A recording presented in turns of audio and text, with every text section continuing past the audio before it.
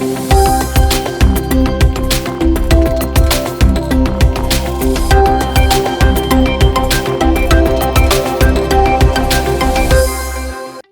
name is Dumi Jere, and I'm coming to you from Johannesburg in South Africa.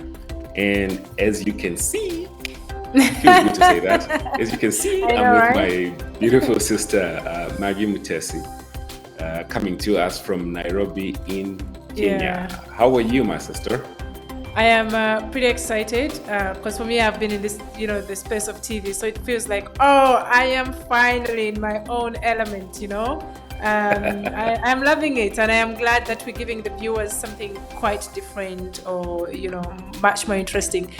Let me tell you, Dumi, having to see somebody as you speak to them, be it either on phone or video, there's a way it makes it personal. So it's like, I can put your face onto something and that you've said, and I can understand it better. So we hope actually that the audience loves it as much as we do. But I'm fine, thank you. That's good.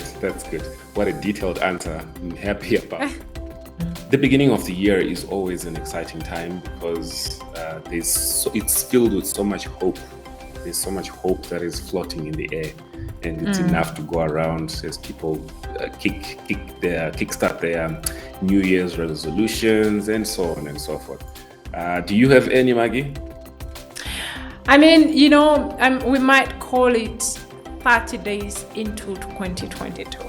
Obviously. For me, it's been really exciting. I think when the year was ending just a month ago too, one of the things I said was, what's this NFTs? What is the fuss about all these cryptocurrencies? I really want to understand them. So this is something that I am seeing, a conversation I'm seeing all over my social media, but also from close friends. And obviously, the AfCFTA, it made 1 year of ratification in January. And the question still remains, where are we? Are we really open to trade and business and investments? Or are we still, in the holiday phase of ratifying and getting countries on board? So all of those things really get me excited. But I have to say, for me, the biggest area I'm really looking forward to is the one for the Continental Free Trade Agreement. Let me ask you, Dumi, though. Before we go in any further, looking at the African investment landscape, of course, with what is happening, like you've mentioned, countries have opened up, easing restrictions globally because we have to live with the virus, but we have to find ways beyond just vaccination to be able to cope with this. My question is, when you look at the business and investment landscape, how would you describe it in a bit? In the weekly bits voice?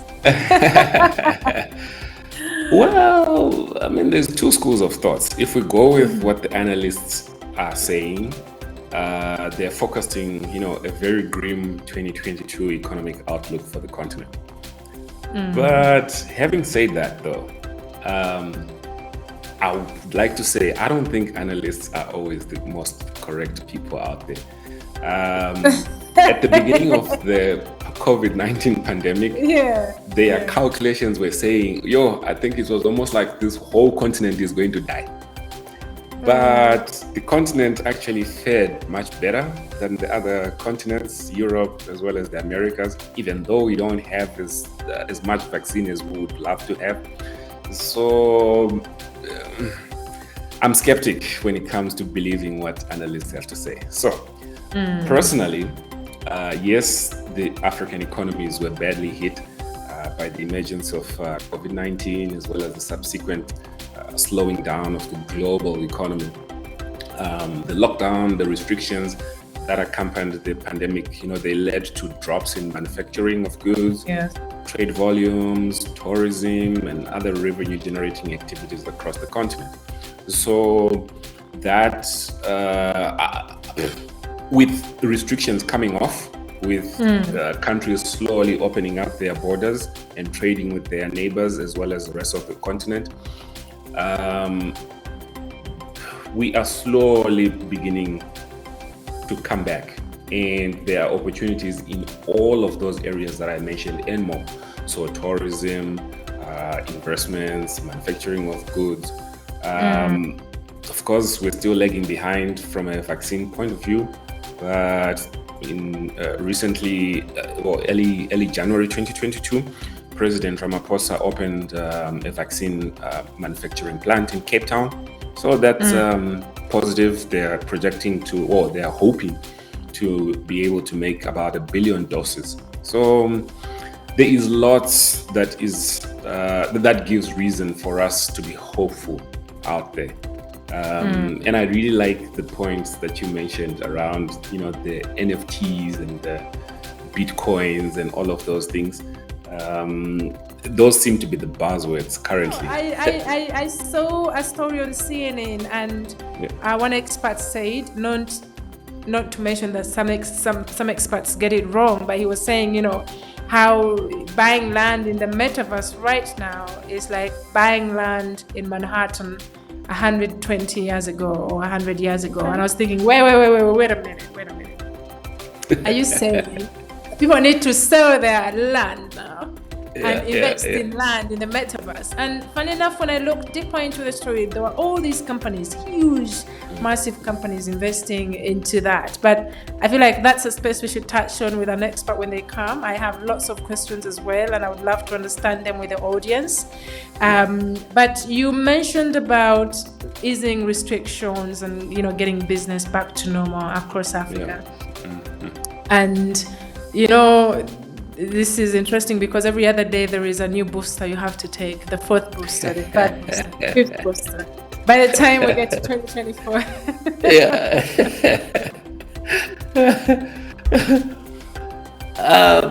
Look. So at this point, it's like, are we taking vaccines? Or are you going to tell us after? Because I've taken my shot, but are you going to tell me after my shot I need to close down because of a booster? So there's all that conversation. Nevertheless, people need to get vaccinated because that's the only way, business gets back to normal.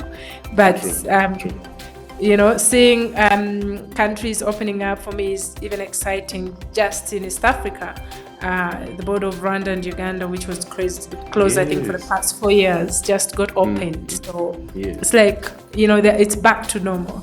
There's going to be business moving. It's going to be on the move, I don't know how it is in South Africa, though.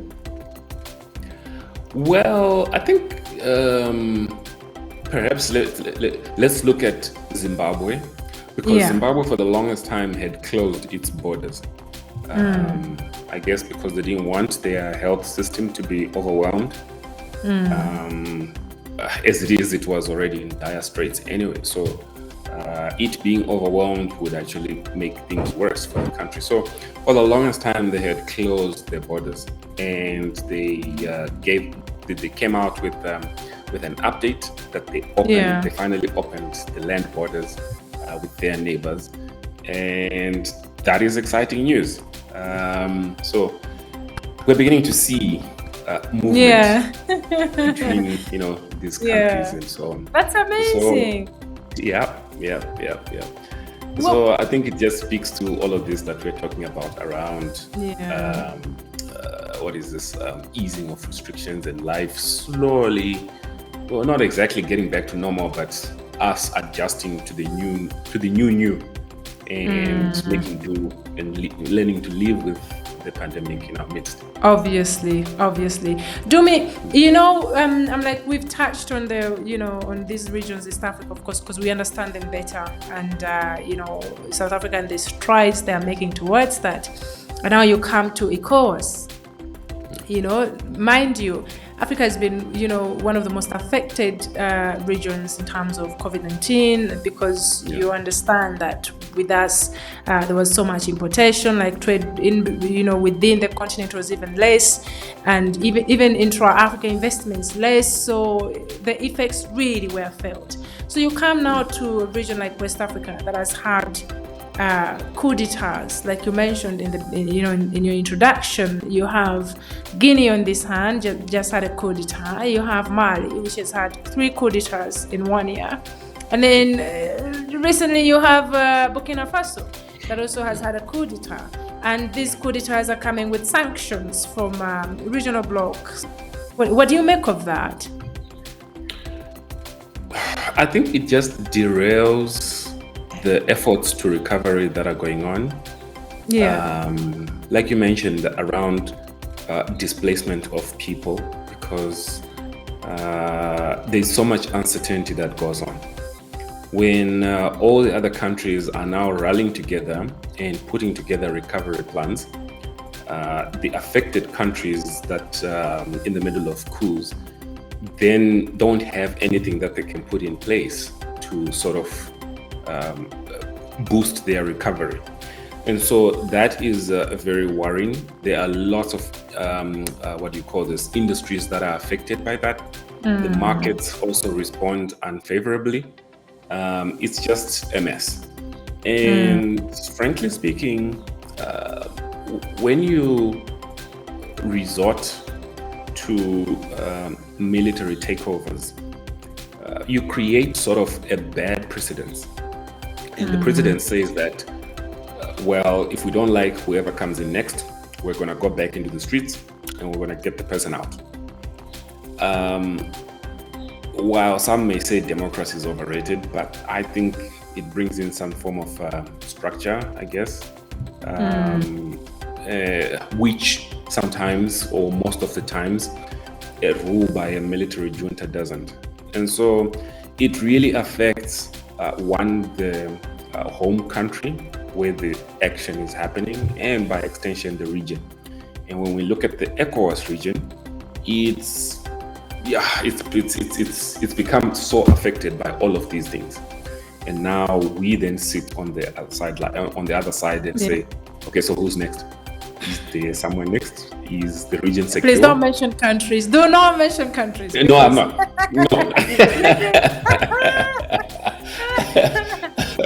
Well, that's the thing about coups. You can never quite tell. Like, I vividly remember when, the military-assisted takeover happened in Zimbabwe. They don't quite like to call it a coup. Call it military-assisted takeover. I remember when that happened. It's. Let me just say, it's not the best of situations to be in, and no one could quite see it coming. It just happened. So to be able to predict that this is the next country where it's going to happen, that's a lie. And I think linked to the bright continent and the hope that it brings amidst all of the chaos, definitely there's a lot to look forward to this year. Personally, and by extension on the show, I'm looking forward to speaking to many other startups, because I'm passionate about that kind of stuff. So I'm looking forward to the hustle. To the hustle to hearing from other hustlers, and in the process encouraging a movement of hustlers across the continent to actually start something and see it through. The support structures that are there, the venture capitalists that are now coming. I think I was reading about a new venture fund from Sweden that is coming. If I'm not mistaken, I think the number was about 30 billion. I can't quite remember. Wow, that's a lot on that one. So it's we are now getting the right attention. We are building amazing products. And I look forward on this show to be talking to as many people, experts, fellow founders, VCs, and so on and so forth, to quite understand the landscape and how everybody else who probably may be on the sidelines can actually also get in. In closing, for you, what are some of the things that you're looking forward to this year on this show? First of all, we need to buy land in the metaverse. That's it. So it will depend. It will depend on what the expert tells us. Yeah. Okay. And then two, I think at some point you realize that this virtual world is actually real. When you see friends tell you things like, oh, I bought land for $100 and I just sold it for $10,000. This is not real life. This is virtual life. And then when you look at it, you start questioning, is it real? Is it not real? But then you realize that, you know what? Uber is not a company. It's a company, but it doesn't own cars. Airbnb is a company, but it doesn't own hotels. And and everything. Facebook is one of the biggest content creating companies. It doesn't own a TV station or anything. It's just a platform. So when you think about that, then you realize, wait a minute. People could own land without actually owning real land that they see, but it's virtual. So for me, I think, Domi, I can see how you're looking at it. You're like, wait a minute, Maggie. That's the expression I'm getting from you right now. So when you think about it further, it feels real. And I think it is real. And I think we need to move with the times. And it could be a chance for Africa this time around not to be left out. I think people keep saying we need our own Facebook, we need our own Twitter. No.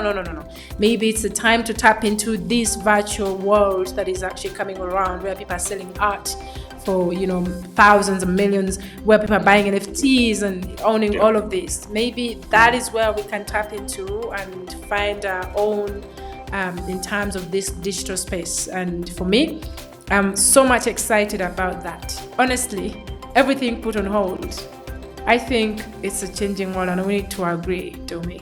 We really need to. And I can't wait to speak to the guests we're going to have on the show, who have actually already been there performing and building. They already bought rentals within the Metaverse and all of that, to talk to us about how it feels, how they're able to get into their clubs, even play sports virtually. I think is really exciting. I'm really looking forward to that. But still, like you mentioned, I feel like there's so much hope, but somehow you think about it and like, this is how it was last year. We thought it was over all over New Year, and there's a vaccine and things won't go back to whatever they were. And then as soon as we started believing it, boom, we had to go back to it. So for me, I think also with this virtual world, it's a reminder that in situations like this where we have COVID, or where you and I can actually speak to each other virtually, it's a reminder that, it could be the new way of living, the new way of doing everything, Yeah. All right. This has been fun. And if we don't stop, wait, I'm going to have to stop you. So let's assume red is really good and yellow. Okay, yellow is really good. What's doing? I'm wearing yellow. And red is good. Not really good, but fair. You're not sure. Yellow is so sure. How would you describe? How would you describe Africa's, economic growth in 2022, minus the experts that sometimes get it wrong?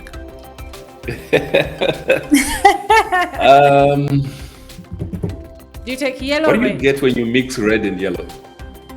So when you meet red, you don't know. You're not sure. When you meet yellow, you're so sure that it's going to be good. But there must be a middle point if you mix the two colors. Okay. That's where I am. Say orange. So we say cautiously optimistic. Let me put it that way. Awesome. Yeah. But thank you so much. Thank you too. Please remember to visit our website, Mansa Media Africa, for more news about the continent, and follow our social media pages. The links are at the bottom.